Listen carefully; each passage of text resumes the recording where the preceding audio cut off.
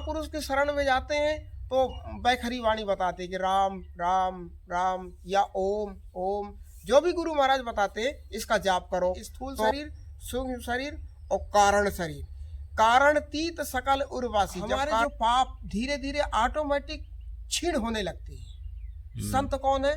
जो सर्वत्र रूप से शांत हो, अंतःकरण में प्रवेश कर चुका है।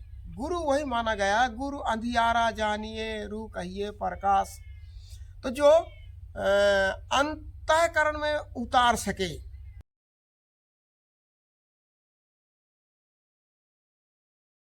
महाराज जी ओम नमो नारायण। ओम। किसी साधक का ये प्रश्न है कि नाम जप कैसे करना है और कितना प्रभाव है, कैसे करना चाहिए, तो इसके बारे में बताएं। ओम श्री सद्गुरुदेव भगवान की जय।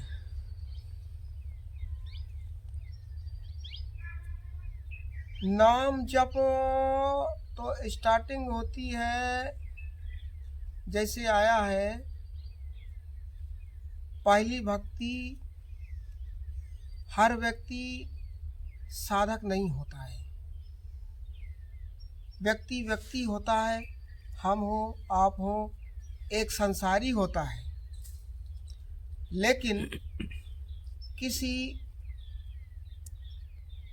तत्व स्थित महापुरुष की शरण जाता है, क्योंकि कहा गया है पुण्य पुंज बिन मिलहि न संता, सतसंगति संसृत कर अंता। जब संतों के पास सभी जाता है, घर घर में रामायण है, घर घर में भागवत है, घर घर में हर ग्रंथ रखे हुए हैं। जिसकी जो ग्रंथ की नॉलेज है वो अपने अपने मुखारबिंद से बखान भी करते हैं। लेकिन जो पाए हैं, चल करके जो पाए हैं, उनका कहना है उनकी शरण जाएंगे तो वो चीज मिलेगी। जैसे उदाहरण के लिए रामचरितमानस में आ प्रथम भक्ति संतन कर संगा। पहली भक्ति संतों का संग ही बताया गया है। तो संतों के संग जाने से क्या होगा, संतों के सानिध्य में रहने से क्या होगा? जैसे कि आया है नारद जी जब थे शूद्र योनि में, वो थे और उनकी माँ थी, दोनों संतों के यहाँ रहते थे। माँ 4 बजे सवेरे उठ के गोबर करना या आश्रम की जो भी सेवाएं थी करती थी, और जो नारद थे शूद्र योनि में, नाम था दिमाग में नहीं आ रहा क्या नाम था, तो ये क्या करते थे कि बालक थे जो महात्माओं का पत्तल जो खाना होता ना जूठा, उसको खाते थे। वो प्रसाद खा करके उनकी बुद्धि शुद्ध हो गई। इसी प्रकार से जब हम किसी संत के पास जाते हैं, उनके सानिध्य में रहते हैं, तो हमारे जो पाप धीरे धीरे ऑटोमेटिक क्षीण होने लगते हैं। संत कौन है? जो सर्वत्र रूप से शांत हो चुका है। शांत का मतलब क्या होता है?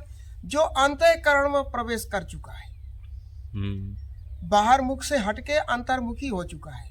गुरु गुरु गाय शिष्य बहु पुकारा, हरे शिष्य धन शोक न हरे, सो गुरु घोर नरक में पड़े। मतलब कि गुरु तो बहुत है, लेकिन गुरु वही माना गया, गुरु अंधियारा जानिए रू कहिए प्रकाश।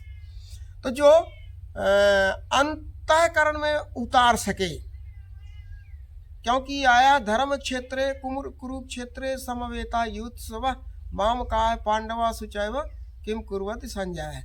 धर्म क्षेत्र और कुरुक्षेत्र कहाँ है? अपने अंतःकरण में ही हो रहा है। एक तरफ तो अवगुण है, एक तरफ सद्गुण है, इनका युद्ध बराबर चलता रहता है। लेकिन जब जाते हैं किसी तत्वस्थित महापुरुष के पास, तो परीक्षा के लिए टूटी फूटी सेवा बताते हैं कि तुम्हें ये करना है, तुम्हें ये करना है, जिसमें उसका अहंकार गलित हो। जब उसका देख लेंगे, परीक्षा हो जाएगी। भाई लड़का साल भर पढ़ता है, लेकिन साल में 15 दिन ही परीक्षा होती है, 1 महीना ही परीक्षा होती है, ज़्यादा नहीं होती है। इसी तरह से जब गुरु महाराज के सानिध्य में आते जाते वो पूर्ण रूप से देख लेते वाकई में कुछ देने लायक है, तब फिर वो बताते कि बेटा नाम जाप करो। अब तो अभ्यास नहीं तो क्या करें, तो बताते हैं बैखरी, राम राम। आप कीर्तन करना, आजकल तो ये जो महात्माओं की भजन है इन्हीं को ही सत्संग मानते हैं। कीर्तन वो है कि जिसको अखंड धुनी बोली जाती है, श्री राम जय राम, या एक ध्वनि, दूसरी ध्वनि चालू ही ना, उसको अखंड ध्वनि बोलते। तो इधर तो नहीं, हमारी तरफ अखंड कीर्तन आज भी होती है। तो जब किसी महापुरुष के शरण में जाते हैं तो बैखरी वाणी बताते कि राम राम राम या ओम ओम, जो भी गुरु महाराज बताते हैं इसका जाप करो। तो माला बना ले, जैसे गए, ये कपड़ा उठाए राम, रखे राम, पाँव आगे रखे राम, पीछे रखे रा, या यूं कहे राम राम राम, मोबाइल उठाए रा, इसको रखे म, रा म, ये माला बन गया है ना। चलते हैं, माँ आगे पीछे पाँव चल रहे हैं, एक में रा एक में म, रा म। नहा रहे, उठाए रा, लोटा रखे म, हाथ फेरे रा, इधर फेरे म, है ना। ऐसे वो अमर माला बनाए अभ्यास के लिए। जब ये बन जाएगा तब फिर दूसरी वाणी होती है मध्यमा। मध्यमा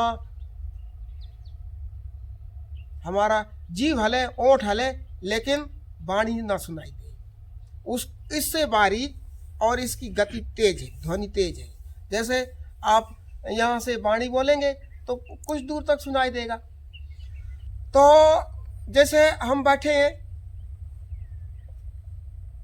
और दूर आदमी बैठा है, तो वहां से वो विचार कर सकता है कि वो फलाने व्यक्ति वहां बैठे बैठे भजन कर रहा है, लेकिन वाणी नहीं पहुंच सकती। लेकिन उसकी दृष्टि के द्वारा वो देख रहा है कि वो फलाने व्यक्ति बैठा है, वहाँ मंदिर में बैठा है, या तो जाप कर रहा है, तो कीर्तन कर रहा है, कुछ आदमी कर रहा है वहाँ पे। तो इसकी ध्वनि ज्यादा कहलाई ना। फिर जब इसका अभ्यास हो जाता है धीरे धीरे, तो आती मध्यमा, पसंती, पश्य। पश्य होता है हम यहाँ बैठे हैं, ये हम फतेहगढ़ हुआए, ये हम यहाँ बैठे नारगढ़ हुआए, यहाँ बैठे समरानी है। ये मन की ध्वनि से चलता है, मन के आवेग से। तो जैसे आया है सूक्ष्म स्थूल शरीर की सुरसा, सूक्ष्म शरीर की सिंधिका, और कारण शरीर की लंकिनी, ये तीन जो है माया रोकती हैं साधक को। और इन तीनों को पार, यानी कि स्थूल शरीर, सूक्ष्म शरीर और कारण शरीर, कारणतीत सकल उर्वासी। जब कारणतीत हम पहुंचते हैं तो इसी प्रकार से स्थूल शरीर को जीतने के लिए ये आपकी बैखरी, सूक्ष्म शरीर जीतने के लिए आपकी ये मध्यमा, और स्थूल सूक्ष्म कारण शरीर के लिए ये आपका पश्यंती, पश्यंती का जाप करके, और फिर उसमें इतना अभ्यास करें कि कारण, महाकारण कुछ लोग बताते हैं, इस तीन शरीर के आगे महाकारण, तो महाकारण का फिर उसमें श्वास में ढल जाए। श्वास का मतलब ये होता है कि कुछ दिन तो हम इसका अभ्यास करें मध्यमा का, बैखरी का। फिर जब ये पूर्ण रूप से हो जाए तो फिर मध्यमा का हो जाए तो पसंती का, पसंती से हो जाता फिर परा का। ये पढ़ाइयाँ हैं, डिग्री हैं। जब हम उसमें आपके स्वाभाविक रूप से ऊपर जाए नीचे जाए, इसमें एक तो होता है जपा, हम पकड़ रहे हैं किसी वस्तु को, और एक होता है हम उसको छोड़े, वो हमें न छोड़े। अंगुरी एक है, एक होता है कि हम पकड़ते हैं तो हम कहीं भी छूट जाएंगे।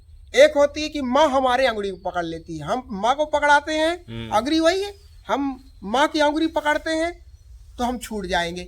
और कहीं हम अपनी अंगुरी माँ को पकड़ा देंगे तो पूरा बाजार घूम आएगी, लेकिन हमको नहीं छोड़ेगी। तो इसी तरह से जो अपने अंतःकरण में बाहर रूप में जो गुरु महाराज बताए हैं, उसको अंतःकरण में ले जा करके ध्यान के माध्यम से अपनी अंगुरी समर्पण के द्वारा अपनी गुरु माँ रूपी गुरु को पकड़ा दें, इष्ट को पकड़ा दें। इष्ट अलग अलग बनाते हैं, कोई राम को बनाते हैं, कोई कृष्ण को बनाते हैं, कोई गुरु को बनाते हैं, कोई किसी को बनाते हैं। तो वो अपनी अपनी लगन है, अपने अपने गुरु महाराज बताए हैं किसको। तो जब अंतःकरण में जाके पकड़ा देंगे तो फिर उसको बोला जाता है ध्यान।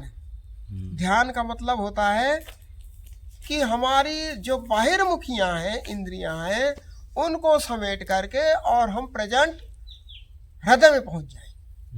कोई कहता है कान में परमात्मा, कोई कहता है आंख में, लेकिन जो अपने गुरुदेव बताते हैं उनका कहना है कि हृदय,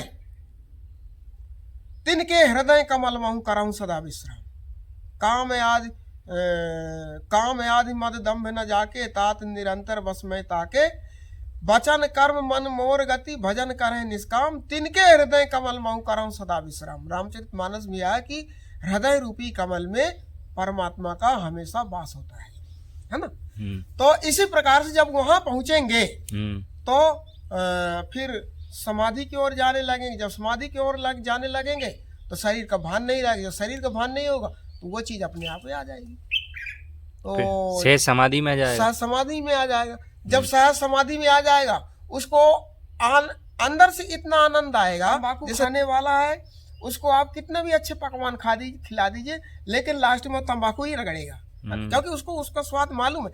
इसी प्रकार से जिसको अंतःकरण में आनंद की अनुभूति होती है उसको संसार के सारी आनंद फीके लगने लगेंगे। इसलिए हर महापुरुष का एक ही कहना है कि बाहर न जाके और अंतःकरण में पहुंचे, और अंतःकरण में जाने के बाद ये सब जो दुविधाएं ना खत्म हो जाएंगी, और हम बाहर खोजेंगे तो पच पच के मर जाएंगे। ये तो आया है, सत योजन तही आनंद की ना, अति लघु रूप पवन सुत लीना। यानी कि जितना हनुमान जी शरीर को बढ़ाते जाते थे उतने उससे दून रूप लंकनी करती चली जाती, अरे वो सिंध का करती चली जाती थी। लेकिन हनुमान जी महाराज सोचे इससे पार तो नहीं पाएंगे, क्या करें, सूक्ष्म हो जाती है। तो मन को हटा के जब तक अंतःकरण में नहीं लाएंगे तब तक माया को जीत ही नहीं सकते। मन को, माया को जीतने के लिए, और माया क्या है, मन ही तो माया है। माया मन में तो बस मन का ही तो काम है, तो मन ही माया का रूप बताया गया है। ठीक है ना। ओम श्री सद्गुरुदेव भगवान की जय।